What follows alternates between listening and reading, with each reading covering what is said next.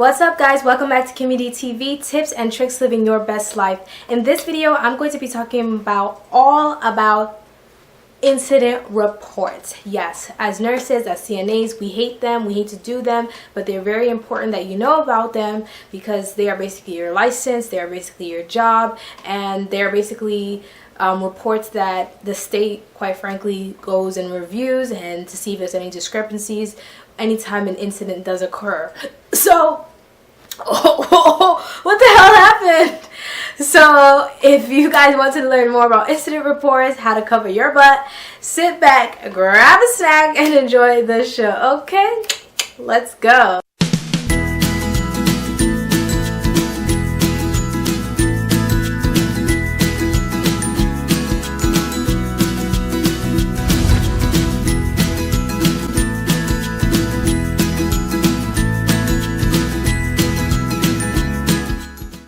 Let's say a patient falls on the floor. First of all, please, if a patient falls on the floor, nobody, I don't know about other states, but I know in New York at least, and I'm going to follow it wherever state I go to. I don't know about other countries, but do not pick the patient up. For the love of God, do not pick the patient up. You guys are going to get in big trouble. The supervisor is supposed to come up, the RN, whatever, is supposed to come up and evaluate the patient before the patient gets picked up. Usually the person who picks up the patient is out the door and they leave their badge on the table.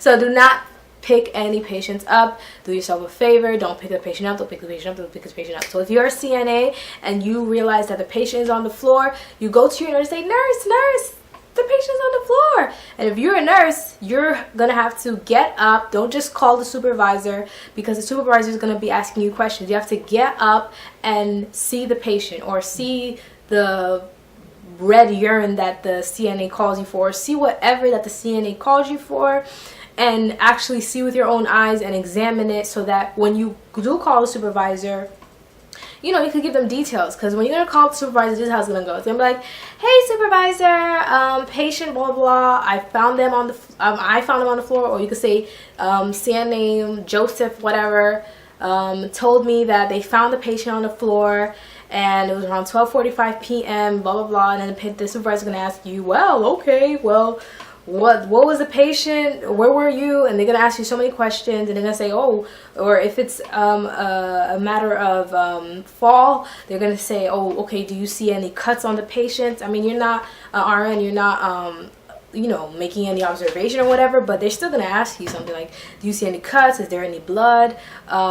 Also, did you apply any first aid? So like, if you could just put ice pack or something very simple, something very light. But you don't want to give any medication. You don't want to put any like heavy bandage or stuff like that without a doctor's order. So you guys want to make sure you guys are clear on that. If it's like something like blood in the urine or something, sometimes it's the patient's medication. Before you report an incident, just make sure that you check the report and make sure that the patient is not on any type of medication that's another nurse already reported it, or maybe it's already being handled. So make sure you check that too. And you can still call the supervisor and say, hey, look, the patient has blood in the urine again. The other nurse already endorsed it to me. I just want to make sure you know, so that so that the supervisor knows that you told them, just to cover your butt. I mean, sometimes that's very common when a patient has a procedure done, like if a catheter is replaced or something. Sometimes they do have blood in the urine for some time just because of trauma. So you just want to make sure that you relay that information onto your supervisor, just that you cover your butt. Even though the previous shift already told you, you just want to make sure that you cover your butt, so that you know, just so that the supervisor knows that, you know, you're like, I have to report everything. I think supervisors prefer nurses like that. Well, actually, that's not true. Sometimes supervisors do get annoyed when you report stuff, but listen, it's either your license or their license. So, you know, you are in the more subordinate position. So the lower you are, the more you have to work hard to protect yourself. That is my opinion. So that goes for CNAs too. If you see something, you have to report to the nurse.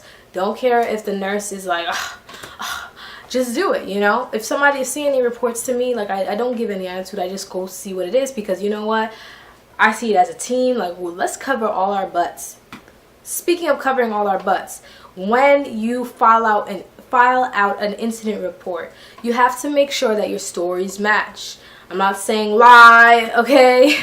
But make sure that if you're writing something, CNA Joseph is writing the same thing as you, and all the CNAs involved are writing the same story as you. It doesn't have to be the same exact, but make sure it's similar. Because the thing is, if the story is changed in any kind of way, like any kind of major way especially, state can always come and review it 6 months from now, 9 months from now, and say, wait a second, when this patient fell, why do you guys have different stories? So that is very important. That is documentation.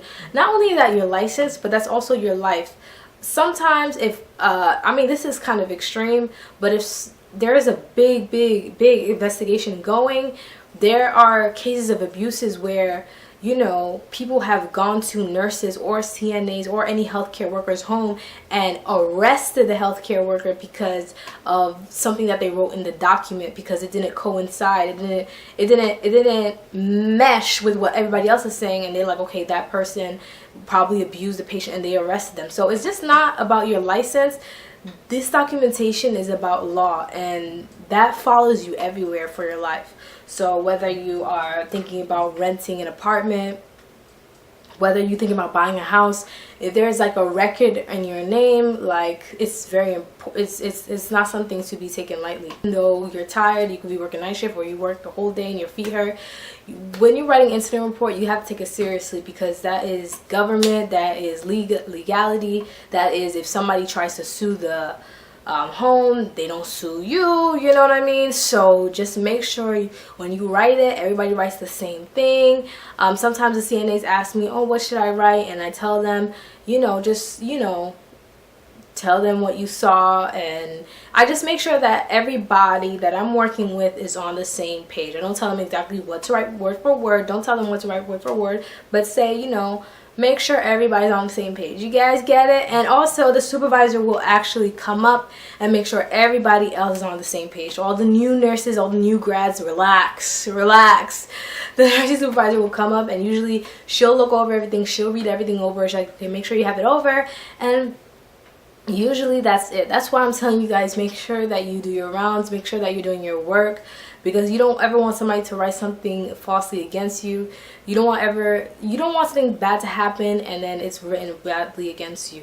Don't think of it like, oh, okay, I don't care about this job, blah blah blah. Think about like, this is your life, because if somebody decides to sue, like I said, they could sue you as a person. So that's why you have to get that malpractice insurance, okay? Or be in a union. All right, guys, so that is all about accident/incident reports. If you guys want to see physically how you write out an incident report, stay tuned, because I will be making a separate video on how I basically fill out incident accident reports for both CNAs and LPNs, and probably RNs too. So if you guys want to see that video, stay tuned, and thank you guys so much for watching. Don't forget to give this video a like, thumbs up, subscribe, and tell me what you want to see next. All right, bye.